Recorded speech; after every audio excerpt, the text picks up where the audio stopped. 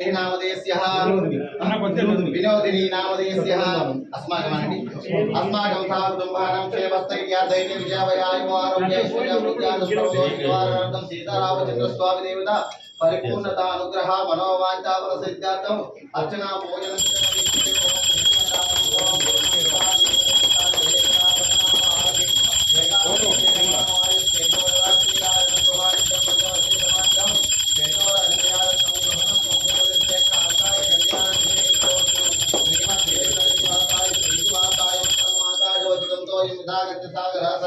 नमस्कारं केशवं प्रतिगच्छति श्री केशवं प्रतिगच्छति रघुपति रामचंद्र भगवान की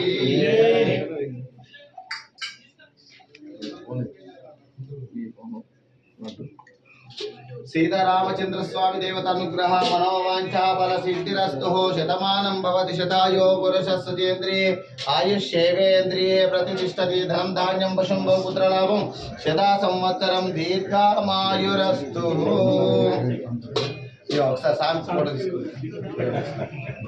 శ్రీవన్నారాయణ అలా రావాలా స్వామివారి ఆశీర్వాదం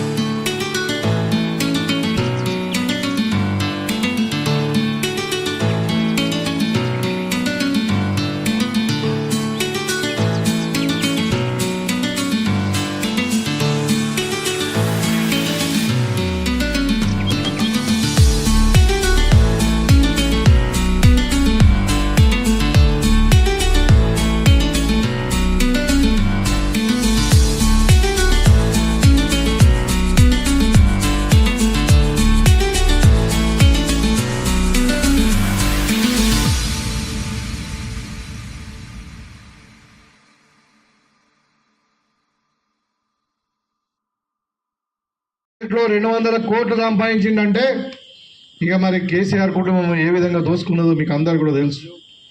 ఇలాంటి సందర్భంలో కూడా మీరు ఎన్నైనా చూడండి, గొర్రెల స్కాము, అదేవిధంగా చేపల స్కాము, హైదరాబాద్లో భూముల స్కాము, మరి కాళేశ్వరంలో స్కామే, ఇక దేంట్లో చూసినా స్కాములే.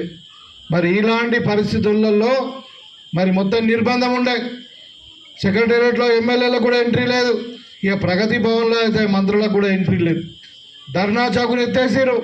సో ఇలాంటి సందర్భంలో ఇలా ప్రజాపాలన వచ్చిన తర్వాత మనము సెక్రటేరియట్ను ప్రజలకు అందుబాటులోకి తీసుకొచ్చిన మీరు చూడండి, ఇవాళ సెక్రటేరియట్ పోతే ఒక్కొక్క మంత్రి పేషీ దగ్గర 100 మంది ఉంటారు. అదే ప్రగతి భవన్ను మనం ఓపెన్ చేసి జ్యోతిరావు ఫూలే ప్రజాభవన్ పేరు మీద అక్కడ మరి ప్రజలకు అందుబాటులో ప్రజావాణిని కూడా ఏర్పాటు చేయడం జరిగింది. ఇవాళ ఇందిరా పార్క్ దగ్గర ఉన్నటువంటి ధర్నా చౌక్ను కూడా మనము మరి ఓపెన్ చేసుకొని మరి ఇలా ఎవరైనా ధర్నా చేసుకోవచ్చు అని చెప్పడం జరిగింది. ఈ సందర్భంలో మరి ప్రభుత్వాన్ని నడపడం అంటే మామూలు విషయం కాదు. మనం ప్రజలకు వాగ్దానం ఇచ్చినాం. మరి ఇందిరమ్మ పార్టీ ఇది, మరి ఇందిరమ్మ మనవడు రాహుల్ గాంధీ వచ్చి మాట ఇచ్చిందంటే మాట తప్పద్దు అని చెప్పి 6 అయినా మనం చెప్పింది చేయాలని చెప్పి మరి పైసా కూడబెట్టి మనం 15 నెలల్లో ఒకటి చేసుకుంటూ వస్తూ ఉన్నాం. ముఖ్యంగా ఇక్కడ ఉన్నటువంటి మహిళా సోదరులకు చెప్తా ఉన్నాం, గతంలో చెప్పారు పేదోడు కేసీఆర్ మన్మడు ఏదైతే బియ్యం తింటాడో పేదోడు మన్మడు కూడా అదే తినాలని చెప్పి మాట్లాడిండు. కానీ 10 ఏళ్ళైంది ఎక్కడ కూడా సన్న బియ్యం ఇయ్యలే. ఇవాళ కాంగ్రెస్ పార్టీ అధికారంలోకి వచ్చిన తర్వాత మొన్న ఉగాది నుండి ప్రతి కుటుంబానికి ఒక్కొక్క వ్యక్తికి 6 కిలోల చొప్పున 52 రూపాయలు కొని మరి మీకు అందరు కూడా ఎంతమంది ఉంటే అంతమందికి 3 కోట్ల మంది జనాభాకి ఇలా సన్న బియ్యం ఇస్తా ఉన్నాం. ఇలా ఈ వేదిక మీద ఉన్నటువంటి భూపతి రెడ్డి ఏం బియ్యం తింటాడో, గంగారెడ్డి ఏం బియ్యం తింటాడో, బాలరాజు గారు ఏం బియ్యం తింటాడో అదే బియ్యం ప్రతి పేదవాడు తినాలి 3 పూటలు అని చెప్పి ఇవాళ ప్రభుత్వం ఒక సంకల్పం. ఇవాళ కొత్తగా రేషన్ కార్డులు కూడా 10 ఏళ్ళ నుండి ఒక రేషన్ కార్డు ఇవ్వలే. ఇవాళ సర్వే జరిగింది, ఆల్రెడీ మీ దగ్గర అప్లికేషన్ తీసుకున్నాం. దగ్గర 90 లక్షల రేషన్ కార్డులు కొత్త ఇవ్వబోతా ఉన్నాం ఒక నెల రోజుల్లోనే. రేషన్ కార్డు ఇచ్చిన తర్వాత వాళ్ళకు కూడా సన్న బియ్యం ఇస్తాం.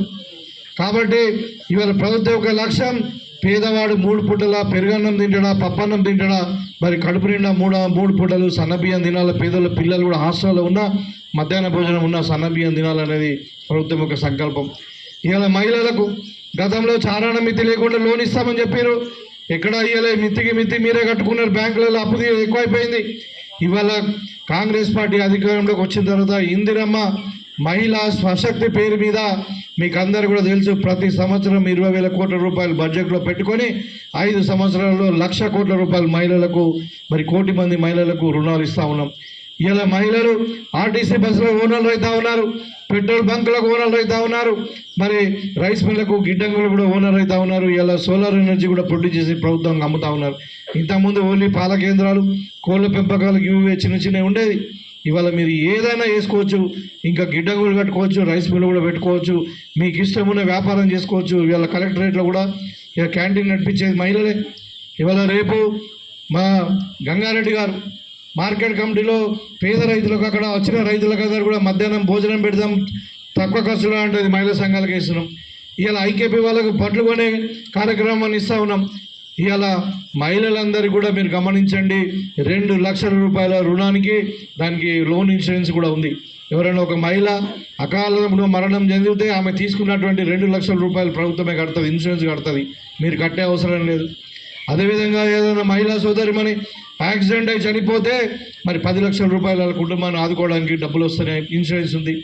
కాబట్టి ఇలాంటి ఆలోచన ఇవాళ ప్రతి మహిళ స్వలంబనతో మహిళ అంటే ఎంపవర్మెంట్ కింద మరి వాళ్ళు ఆర్థికంగా బాగుపడాలి, వాళ్ళు ఇండిపెండెంట్గా ఉండాలి.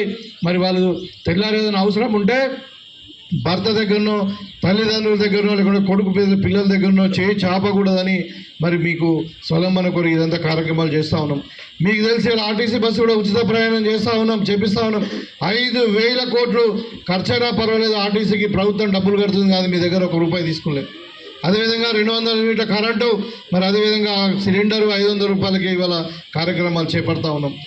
ఇక్కడ రైతులకు కూడా మన సీతాపేట నుండి ఉన్నాజ్పేట రోడ్డు, సీతాపేట నుండి మద్దల రోడ్డు అయిపోతుంది. ఇక్కడ నుండి దర్పల్లి నుండి రేకులపల్లి రోడ్డు శాంక్షన్ అయింది. దర్పల్లి నుండి దమ్మనపేట నుండి గుత్తుపాక రోడ్డు డబుల్ రోడ్డు శాంక్షన్ అయింది.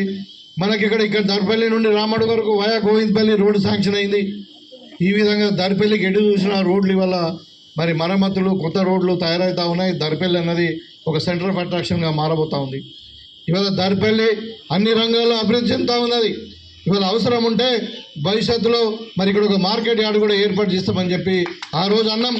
ఆ రోజు మరి శ్రీకొండ మండలాన్ని దర్పల్లి మండలాన్ని కలుపుకొని ఒక 50 గ్రామాలను కలుపుకొని మరి ఇది కామారెడ్డికి దూరంగా ఉంది, అక్కడ మన కమ్మర్పల్లికి దూరం ఉంది, మరి ఇక్కడ నిజామాబాద్ మార్కెట్ కూడా దూరం ఉంది. ఈ 2 మండలాలు కలిసి ఒక మార్కెట్ యార్డ్ కూడా ఏర్పాటు చేసామని నేను అన్నాడు. ఎమ్మెల్సీగా ఉన్నప్పుడు ప్రపోజల్ పెట్టడం జరిగింది. అప్పుడున్న ఎమ్మెల్యే అడ్డం పడ్డాడు, మనకు అవసరం లేదని చెప్పి. తప్పకుండా మీరందరూ కోరుకుంటే ఇక్కడ మార్కెట్ కమిటీ ఏర్పాటు చేస్తాం. అదేవిధంగా ఇంకా కొన్ని సమస్యలు చెప్పారు. ఇక్కడ మహిళా సమాఖ్య బిల్డింగ్కు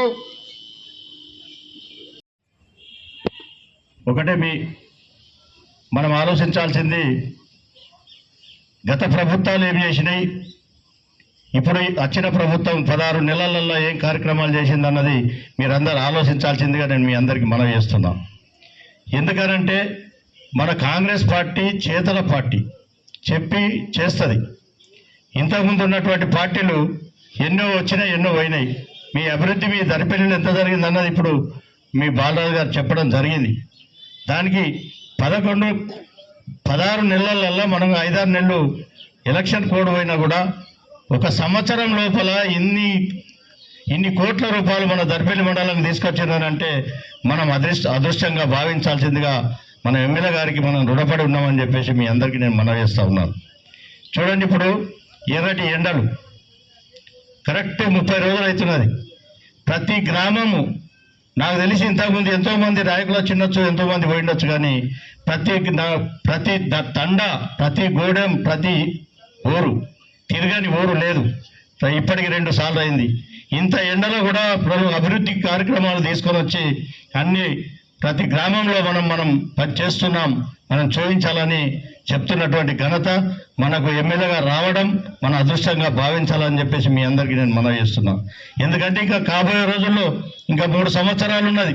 మన కాన్స్టిట్యూన్సీని ఎంతో అద్దంగా తీర్చిదిద్దుకునే ఆలోచన కూడా ఉంది, చేస్తారు కూడా అని చెప్పేసి నేను భావిస్తూ ఉన్నాను. ఎందుకు చూడండి, మీరు ప్రతి తండలో కూడా మనం ఇలా పోయి మనం అక్కడ శంకుస్థాపన చేస్తున్నామంటే ఎంతో ఆనందం అనిపిస్తుంది.